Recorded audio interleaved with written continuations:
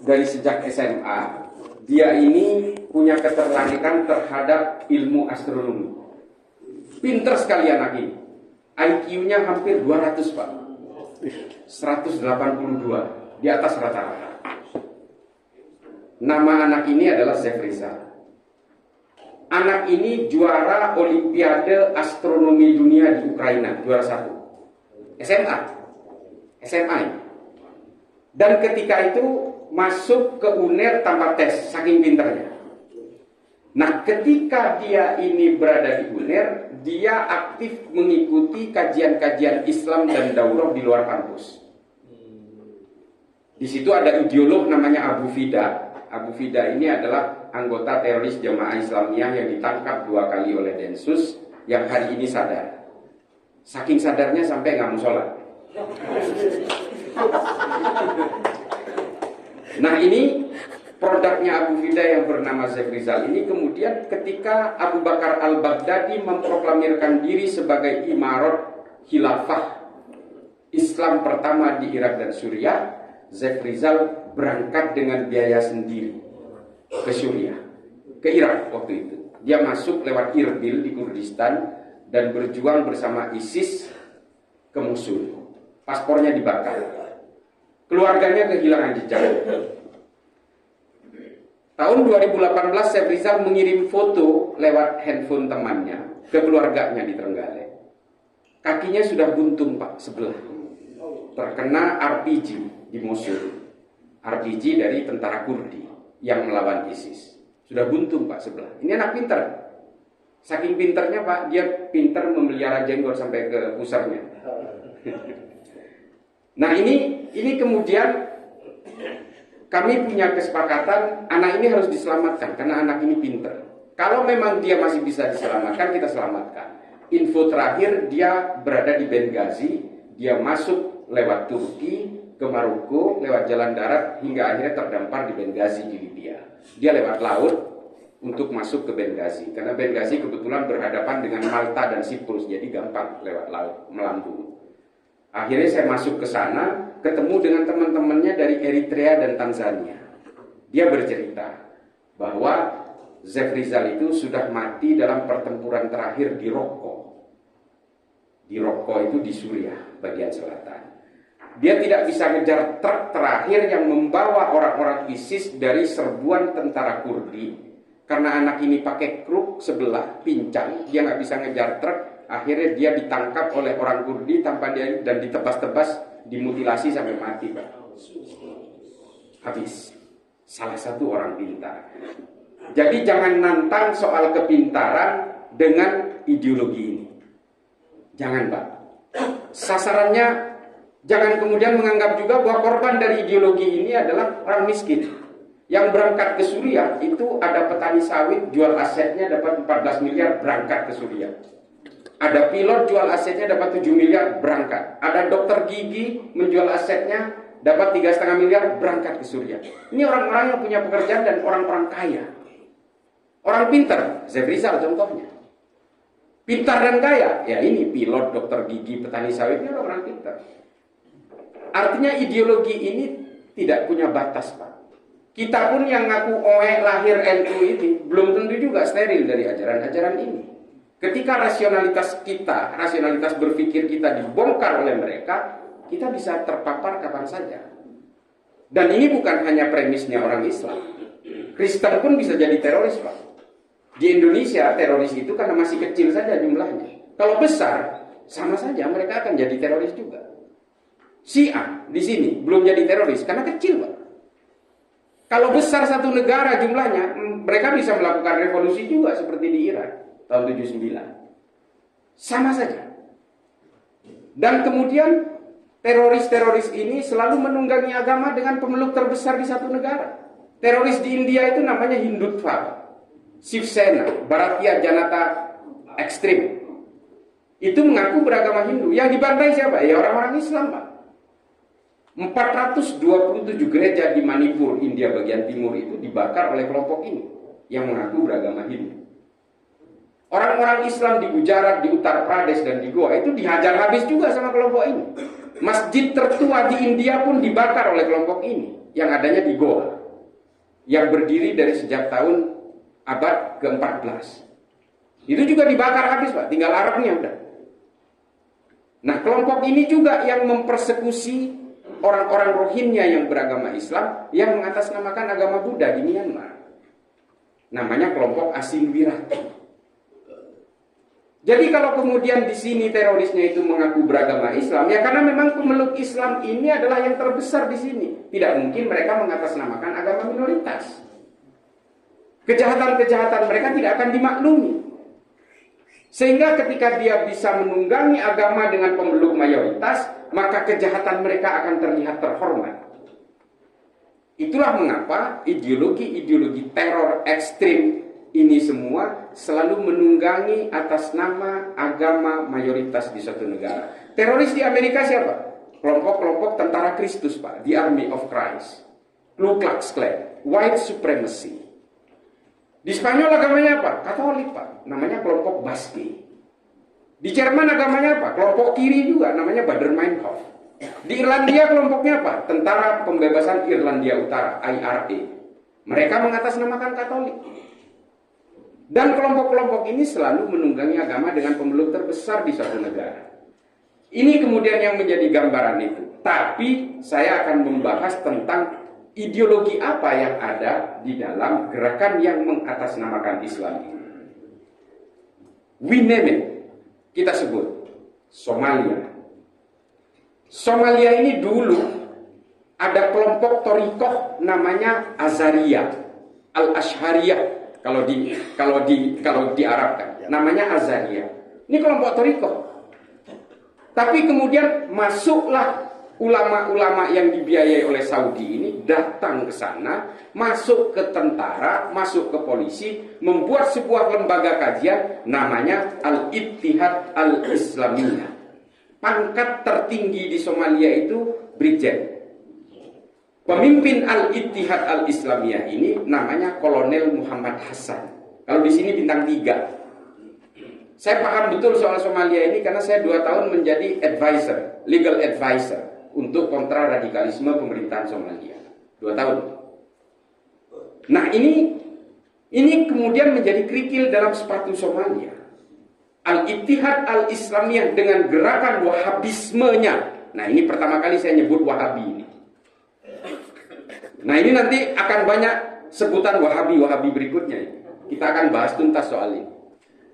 Nah, gerakan Wahabi yang melebur ke dalam Al-Ittihad Al-Islamiyah ini kemudian membangun militansi dari tentara dan polisi yang kemudian mencuri senjata dari barak-barak mereka dan membentuk kesatuan teror paling ditakuti hari ini di Afrika bagian timur namanya Al-Shabaab. Ini kemudian yang mengilhami juga gerakan serupa di Nigeria yang kemudian membentuk Boko Haram. Ini juga yang kemudian membentuk kegiatan serupa, amalia serupa di Sudan dari kelompok yang tadinya kelompok thariqah bernama Hasan Turabi, pemimpinnya, kemudian membentuk menjadi kesatuan-kesatuan militan yang mengatasnamakan purifikasi. Islam paling otentik, Islam paling orsinil. Di luar saya palsu semua. Di luar saya sudah tercampur baur, sudah terkontaminasi. Itu selalu narasi yang diutarakan oleh mereka bahwa mereka lah yang paling benar, mereka lah yang paling asli, mereka yang paling otentik, yang mengacu kepada tabi'in, sahabat dan Rasulullah, kata mereka. Gerakan purifikasi inilah yang meracuni gerakan-gerakan teror di seluruh dunia yang mengatasnamakan Islam. Di Suriah juga demikian, Pak. Liwa'ut Tauhid, Free Syrian Army, Jabhatun Nusra, ini yang ngacak-ngacak Suriah hari ini. Stigma yang diberikan apa? Pemimpinnya Bashar Assad. Dia sebut Bashar Assad itu adalah Syiah. Padahal Assad, keluarga Assad itu adalah muridnya Al-Buthi, muridnya Syekh Adnan Al-Afyuni. Mereka itu sama seperti kita cara berislam, tapi diberikan stigma kafir, diberikan stigma Syiah supaya kelompok-kelompok ini bisa menggempur kekuatan-kekuatan pemerintah. Polanya sama. Demikian juga di Tunis, demikian juga di Maroko. Ini yang saya temui. Di Pakistan ada siapa? Ada Laskar At-Taiba. Wahabi. kelompok Islam garis keras yang ada di berbagai negara di dunia hari ini, semuanya tercampur baur dengan slogan-slogan Wahabisme. Nah ini kemudian Bapak-bapak sekalian, gak ada ibu ya? Gak ada ibu, gak ada. Sahabat sekalian, yang saya hormati ini PKN ke-11 ya. ke-9. Terus yang ke-7. Ya, yang ke-7. Mohon maaf tadi saya lupa. Saya langsung ngegas aja. Nah, ini Bapak sekalian, sahabat-sahabat sekalian, bahwa kita tidak boleh menganggap enteng dengan gerakan ini. Tidak ada yang melebihi eksesifnya, kolateralnya, akibatnya, dampaknya dari gerakan seperti ini. Stigma terhadap Wahabisme ini kemudian menjadi mengglorifikasi identik dengan kegiatan-kegiatan kekerasan, terorisme dan ekstremisme. Lalu kemudian mereka mengkonversi nama ini supaya kesannya lebih halus, lebih soft dengan gerakan Salafi. Jadi kelompok-kelompok manhaj salaf ini sebenarnya Wahabi, Pak. Sama rujukannya. Rujukannya tetap ke Ibnu Taimiyah, Syekh Al-Utsaimin, Albani, Bin Bas, sama semua. Nggak ada bedanya. Lah kenapa? Kok Arab Saudi kan mengharamkan Hizbut Tahrir dan kelompok Ikhwanul Muslimin juga diharamkan oleh pemerintah Saudi. Tujuan politiknya beda, Pak, dengan Wahabi. Jelas. Kenapa kok bisa berbeda? Ya karena Wahabi diproduk dan dieksportasi paksa oleh pemerintah Saudi, dan pemerintah Saudi sendiri sistem politiknya mamlakah. Al-Mamlakah As-Saudiyah Al-Arabiyah. Mamlakah, Pak, kerajaan. Sama seperti Bani Umayyah. Turun-temurun. Setelah saya, anak saya jadi presiden. Setelah anak saya, cucu saya. Kan begitu. Enggak. Ini kita bercerita tentang garis monarki, Pak. Al-Mamlakah. Jangan hubungan kemana-mana. Nah ini memang menciptakan pergolakan besar ketika sebuah sistem politik kemudian dialienasi dan dimodifikasi. 4 sahabat utama Rasulullah menjadi khalifah pada zaman Khulafaur Rasyidin, sistemnya masih syura, Pak. Terjadi pergolakan besar di Madinah ketika Muawiyah bin Abu Sufyan mengubah semua itu dan memberikan mandat pemimpin berikutnya kepada anaknya. Bergejolak di Madinah. Terjadilah perang Hurrah. 122 sahabat Nabi, ring satunya Nabi terbunuh di situ. Nah ini adalah gambaran bagaimana kemudian geopolitik Islam hari ini memang kemudian terpetak-petakkan. Oke, Saudi bilang kami anti terorisme, makanya kami mengharamkan Ikhwanul Muslimin dan Hizbut Tahrir. Ya jelas, Hizbut Tahrir sama Ikhwanul Muslimin itu kan mengglorifikasi khilafah. Bukan hanya khilafah yang diharamkan Saudi, demokrasi pun juga diharamkan. Makanya jangan bicara soal pemilu kalau sama Khalid Basalamah, dia mengharamkan kok. Nah, berbagai pemikiran-pemikiran yang berbenturan dengan peradaban ini, yang tidak mau hidup dalam alam demokrasi seperti ini, yang kemudian menciptakan benturan-benturan. Demikian juga benturan itu terjadi di Pakistan, di Bangladesh kemarin. Dan juga kelompok-kelompok Islam garis keras kanan dan kelompok Islam kanan, maupun orang-orang seperti, saya anggap seperti sahabat-sahabat sekalian ini berada di tengah. Itu kemudian terjadi benturan, clash of civilization. Ini yang menjadi berat, Pak, buat kita. Jadi sahabat-sahabat sekalian, tugas kita tidak sederhana. Kita bukan hanya bercerita soal Wahabi karena mereka mengharamkan maulid, mengharamkan tahlil, mengharamkan ziarah kubur, mengharamkan tawassul dan sebagainya. Bukan hanya pada tataran itu. Level pedas terakhir dari gerakan ini adalah menjadikan kita semua ini teroris semua. Kemarin terjadi penangkapan di Batu, Pak, di Malang. Saya datang setelah itu. Saya datang ke sana untuk cooling system. Apa yang terjadi dengan anak ini? Namanya Hamzah Omar Khalid. HOK itu Hamzah Omar Khalid. Kakaknya perempuan yang bercadar itu namanya Fatimah. Itu ngajar di pondok pesantren Salafi namanya As-Sunnah di Batu. Teman-teman dari Malang pasti tahu. Klaim-klaim kebenaran yang dibangun di dalam keluarga itu, mereka memang mengakunya kami mengharamkan terorisme. Jelas, Pak. Tidak ada agama apapun yang meminta pemeluknya untuk menjadi teroris, itu jelas. Tapi yang menjadi masalah adalah ketika dia menganggap dirinya yang paling benar dan orang yang berbeda dengan saya pasti salah. Pada akhirnya timbul kesadaran-kesadaran kognitif dari anak itu untuk memberontak, untuk membinasakan orang yang menolak sama dengan dirinya.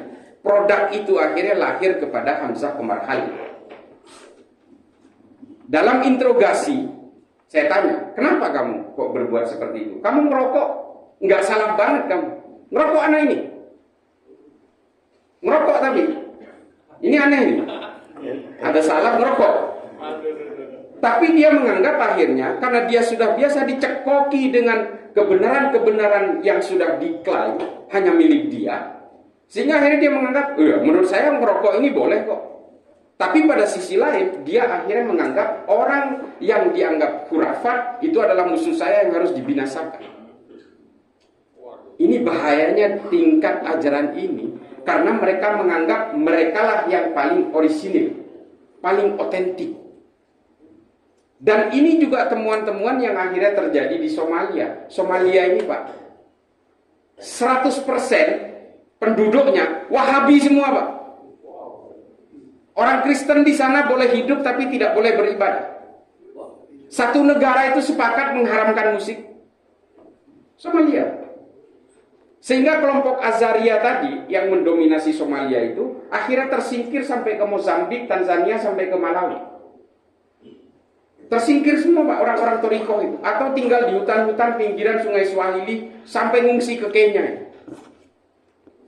100% sekarang itu Wahabi. Tapi apa? Perangnya tidak pernah berhenti Pak. Setengah dikuasai pemerintah, setengah wilayahnya dikuasai oleh kelompok Wahabi yang bernama Al-Shabaab ini. Banyak yang kemudian menyerang saya. Kemarin ada teroris yang baru bebas dari penjara. Dia minta ketemu dengan saya. Dia protes ke saya. Sampean harus bertanggung jawab dunia akhirat, katanya ke saya. Dia 1 jam memaparkan tentang bahwa manhaj salaf tidak pernah memperbolehkan terorisme. Tidak boleh berbuat kekerasan. Orang ini adalah mantan teroris yang baru bebas 3 minggu. Ketika keluar dari penjara, dia minta, saya ingin ketemu dengan Islah Bahrawi. Dia membuat pernyataan bahwa embrio terorisme di Indonesia ini adalah Wahabi Salafi. Dia mau protes itu. Saya bicara data soalnya. 2.262 yang ditangkap Densus, itu hanya 6 Pak yang bukan Wahabi. Yang 1 Katolik namanya Fernando. Yang 2 itu namanya Johnson Dang Siagian, Protestan. 4 ini bukan NU jelas. Menurut saya, secara organisatoris, meskipun amalnya sama. Anggota FPI yang 4 mau meledakkan 3 titik bom di Jakarta ketika Habib Rizik ditangkap. Namanya kelompok Hussein Hasni dari Condet. Itu ditangkap Densus 6 yang bukan Wahabi. Selebihnya Wahabi semua Pak. Ini data interogasi. Dan itu pengakuan mereka bahwa saya penganut manhaj salaf. Lalu saya keluarkanlah di berbagai media, di YouTube saya bilang embrio terorisme di Indonesia itu adalah Wahabi Salafi. Dia protes. Dia berbicara panjang lebar tentang ayat, tentang dalil. Saya nggak berdebat. Saya biarkan dia bicara panjang lebar hampir 1 jam. Saya bilang, saya tidak mau berdebat soal dalil. Kalau saya berdebat soal dalil, maka kita akan seterusnya menempatkan Tuhan sebagai objek sengketa. Saya biarkan dia berbicara 1 jam. Setelah itu saya, udah kamu. Saya tanya, kamu kenal manhaj salaf dulu lalu kemudian bergabung kepada Jamaah Ansarud Daulah, kelompok teror, atau kamu masuk dulu ke Jamaah Ansarud Daulah lalu kenal manhaj salaf di dalam? Ya saya manhaj salaf dulu. Nah itu jawabannya, saya bilang. Jawaban itu sudah ada di kamu semua. Kamu kenal manhaj salaf dulu yang secara perlahan selama 7 tahun kemudian dia masuk menjadi anggota JAD. Jawabannya ada di situ Pak. Awalnya memang soft. Mereka menganggap bahwa wah ini adalah Islam yang paling otentik. Menurut Albani, menurut Bin Bas, apa segala macam. Dia kutip semua sama seperti ceramah-ceramahnya Khalid, sama seperti ceramahnya Syafiq. Aswaja itu aliran sesat warisan jahiliyah. Ini kan sama dengan ceramah-ceramah mereka. Seolah-olah mereka tidak mengagitasi orang untuk meledakkan bom. Memang iya. Tapi pada akhirnya secara kognitif, secara perlahan, terciptalah seperti teroris tadi, terciptalah seperti Hamzah Omar Khalid. Dan itu dialami oleh semua. Nah, ini adalah gambaran bagaimana mereka itu membangun pelan-pelan cara orang berpikir sehingga orang itu kemudian membenci perbedaan. Dan itu nggak NU banget, Pak. Tidak ada satu cuil pun, jangankan satu, setengah orang NU jadi teroris nggak ada. Bukan karena saya NU lalu saya jadi tenaga ahli Densus, saya mengingkari ini, enggak. Ini ada Ustaz saya, nah itu di belakang. Nggak ada, Pak, orang NU yang ditangkap. Satu-satunya mantan orang NU di Darmasraya yang ditangkap oleh Densus itu, dia bekas pengurus MWC NU di Darmasraya yang kemudian terpapar oleh ajaran ini. Ada juga, Pak. Habib Zaman tahu itu. Waktu gelar perkara di Densus, Habib Zaman tahu persis. Ini warning nih buat kita. Waktu itu kami berkumpul, Gus Naji, Habib Zaman, saya. Ini warning buat kita yang NU ini. Nah, ini kemudian menjadi kajian di kita bahwa penebalan ideologi kebangsaan, toleransi, rasa kemanusiaan kepada teman-teman di sahabat-sahabat di Ansor, di NU, PJNU, MWCNU, Ranting dan sebagainya, ini harus diperkuat. Bahwa kita ini beragama, kita semua ini sama-sama manusia, apapun manusianya, apapun sukunya, apapun agamanya, diciptakan oleh Tuhan yang sama. Kesadaran itu yang harus kita bangun. Yang menciptakan orang Kristen dan yang menciptakan saya yang Islam ini adalah Tuhan yang sama. Ini Habib Ali Al-Jufri yang nulis. Mungkin ada yang udah baca Al-Insaniyah Qabla Tadayyun. Kenali kemanusiaan sebelum mengenal agama. Bagus sekali itu buku itu. Nah, sahabat-sahabat Ansor harus baca. Udah ada terjemahannya. Ada 2 magnum opusnya Habib Ali Al-Jufri. Al-Insaniyah Qabla Tadayyun dan Al-Iman. Itu keren, Pak. Kata Habib Ali Al-Jufri, saya menjadi Islam karena saya lahirnya itu di keluarga Islam. Kata Habib Ali Al-Jufri. Saya itu lahir menjadi Islam karena saya lahir dari keluarga Islam. Kalau saya lahir di Eropa, kata Habib Ali Al-Jufri, dari orang tua yang beragama Kristen, maka Kristenlah saya, kata Habib Ali Al-Jufri. Sementara takdir-takdir kelahiran ini bukan kehendak saya. Lalu apakah kita harus saling membenci? Ini di luar konteks hidayah dan mengkonversi agama. Saya, Pak, Madura, Pak. Orang tua saya NU, Pak. Kakek saya NU, buyut saya NU. Maka agama saya menjadi NU semua. Coba kalau saya lahir di Meksiko, coba. Bayangkan tuh, glowing saya. Ganteng. Orang tua saya Katolik, tetangga saya Katolik, sekolah-sekolah di sekitar saya Katolik, rumah ibadah di sekitar saya Katolik, satu negara isinya Katolik. Jadi Islam nggak saya?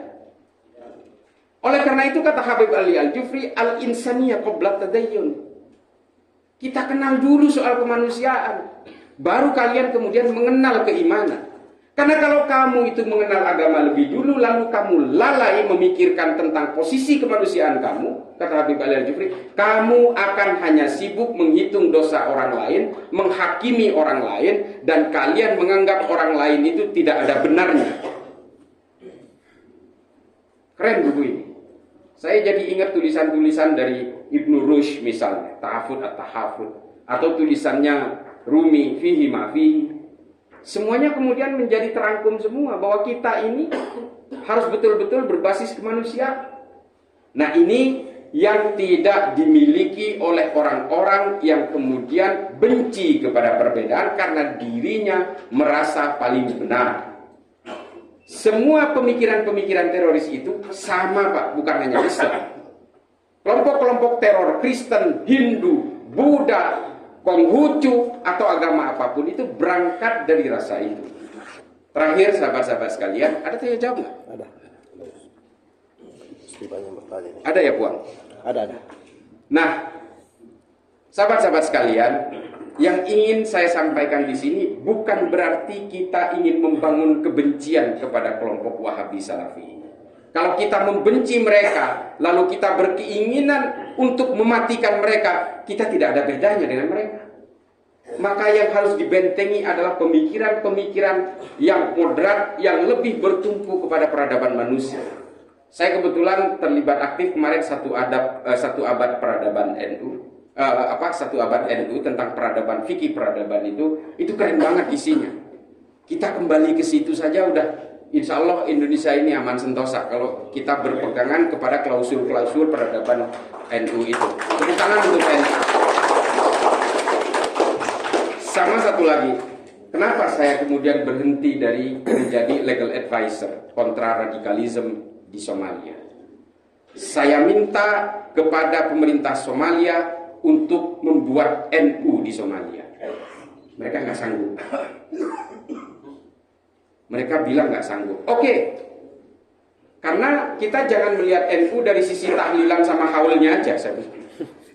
Kalian harus membuat lembaga yang sejenis NU yang kemudian menyuarakan inklusivitas, keterbukaan, toleransi dan sebagainya, yang semuanya itu membangun kerucut piramida pemikiran bahwa kita semua bergerak untuk bangsa. Bangun seperti NU. Mereka nggak sanggup, Pak. Karena dia bilang NU enak tinggal di negara yang heterogen, yang bercampur baur, majemuk, berbeda-beda. Kami ini homogen semua. Dan justru itu yang menjadi kesulitan mereka. Itu yang pertama. Yang kedua, oke, kalau kamu nggak bisa bikin NU, bikinlah dasar negara, falsafah negara seperti Pancasila. Oh, itu seharusnya itu dibuat dulu ketika kami merdeka dari penjajahan Inggris, dia bilang. Ya saya bilang, kalau kamu nggak bisa bikin semua, ya udah nikmati aja, enjoy your destruction. Saya bilang. Silakan nikmati kerusakanmu. Akhirnya saya mundur, Pak, daripada makan gaji buta. Semua lumayan gajinya. Tapi semua usul saya tidak pernah diterima. Nah, ini sahabat-sahabat sekalian, yang ingin saya sampaikan adalah betapa pentingnya Nahdlatul Ulama. Sekali lagi saya minta tepuk tangan deh.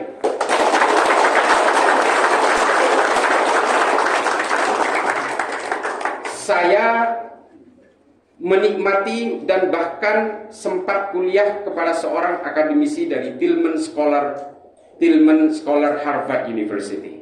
Namanya Phil Caruso. Ini saya sering baca, saya sering suarakan ini. Hasil pengamatan dan risetnya Phil Caruso mengatakan kekuatan utama di Indonesia itu adalah Pancasila. Ini kata Phil Caruso. Ketika orang membangun tembok sangat tinggi, Pancasila itu menjadi jembatannya. Ini kata Phil Caruso. Kalau nggak ada Pancasila di Indonesia itu, maka Indonesia itu akan menjadi 7 atau 8 negara. 17.000 pulau, Pak. 700 suku. 700 bahasa. Belum agama-agama dan sekte-sektenya. Kita itu rawan dengan keterpecahan. Tapi kenapa kita masih bisa menjadi satu? Ya karena Pancasila. Ini kata Phil Caruso. Kalau Indonesia ini ada di Arab, mungkin sudah pecah menjadi 12 negara, kata Phil Caruso. Coba bayangkan, Pak, kalau kita pernah ke Arab, Kuwait, Bahrain, Oman, Yaman Utara, Yaman Selatan, Saudi Arabia, Yordania, Mesir, ini bisa dikatakan satu suku, satu bahasa, dan bisa dikatakan satu agama. Mereka nggak bisa bersatu menjadi satu negara Arab yang utuh. Bukan saya menganggap bahwa seharusnya Pancasila ada di situ. Memang ini persoalan takdir masing-masing dari setiap bangsa. Tapi Phil Caruso mengatakan Pancasila itulah yang menyatukan Indonesia sampai hari ini. Tapi Phil Caruso membuat satu disclaimer, Pak. Ini saya terima ceramahnya ketika di New York. Saya hadir. Kata Phil Caruso, omong kosong Pancasila itu. Kalau tidak ada satu organisasi yang bernama Nahdlatul Ulama. Saya bukan ngolor loh, Pak. Saya sumpah, wallahi itu yang saya dengar dari Phil Caruso. Kalau di Indonesia itu NU itu tumbang, Pancasila nggak ada apa-apanya, kata Phil Caruso. Karena yang menjadi perekat untuk menjaga Pancasila itu tetap menjadi filosofi Grundslag, kata Phil Caruso, NU. Nah ini adalah gambaran Phil Caruso bahwa kalau ingin menumbangkan Pancasila, tumbangkan NU. Ini kata Phil Caruso. Jadi jangan heran kalau NU hari ini menjadi sasaran utama target operasi dari kelompok-kelompok ideologi transnasional ini. Hizbut Tahrir kayak, Ikhwanul Muslimin kayak, atau kelompok Wahabi kayak, mau afiliasi Palestina, Mesir atau Saudi, semuanya sama, ingin menumbangkan NU dulu. Karena kalau ingin merebut Pancasila atau menumbangkan Pancasila harus melangkahi mayatnya NU dulu.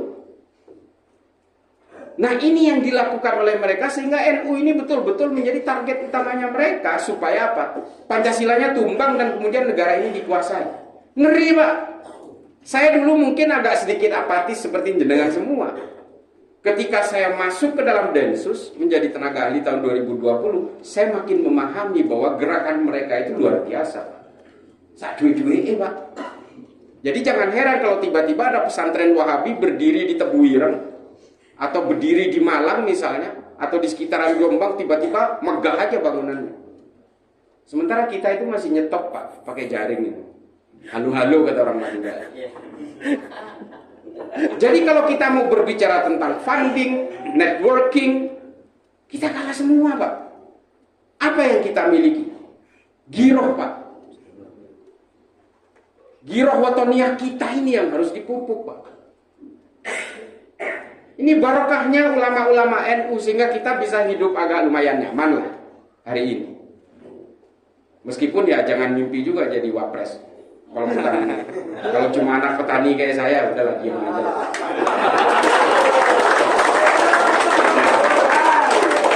Akhirnya keluar juga gitu. Ya tipis-tipis. Kita fokus kepada perjuangan Nahdlatul Ulama. Saya terus terang di mana-mana selalu menyuarakan itu.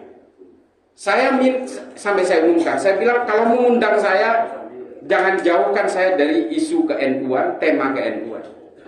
Jangan. Syaratnya ada dua saya bilang. Yang satu yang penting jadwalnya pas, saya tidak ngisi di tempat lain. Nah ini saya siarkan kepada sahabat-sahabat dari daerah semua. Syarat pokok yang kedua, kalau saya mengundang saya nggak terima honor. Silakan cek pada para kiai pesantren dan PJNU, MBJNU. Saya nggak pernah, Pak. Jangan biayai saya. Saya besok Agustus ini saya berangkat ke Skotlandia, Pak. Saya ingin mencari literatur tentang gerakan NU yang kemudian mempengaruhi kehidupan geopolitik Arab di Edinburgh. Saya berangkat nanti, Pak. Setelah itu saya ke Turki mencari literatur yang sama. Nanti saya akan berakhir di Irbil, Pak, di Kurdistan, mencari literatur-literatur itu. Hidup saya udah diwakafkan, Pak, sama ibu saya. Abah saya udah meninggal. Tinggal ibu saya yang mewakafkan saya. Jadi saya ke daerah-daerah konflik itu sama ibu saya, ya Buddha loh, wes. Tak dungakno, selamat. Itu aja. Nggak ada, jangan, itu kan lagi tembak-tembakan di sana. Nggak ada urus, Pak. Ibu saya itu, umi saya itu udah berangkat lah. Mudah-mudahan barokahnya Mbak Ye Hasim. Saya merinding. Setiap saya minta izin ke umi saya, ke ibu saya, selalu dibilangnya begitu. Udah mati dimanapun nggak bakal kesasar kamu surganya. Saya dalam mati ya ke nerakanya juga.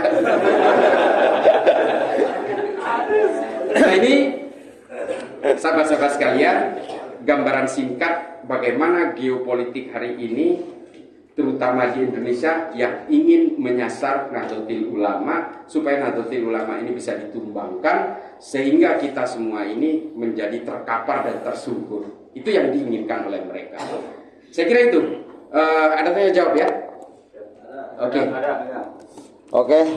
Saya kira hapus dulu untuk Gus Islah ya.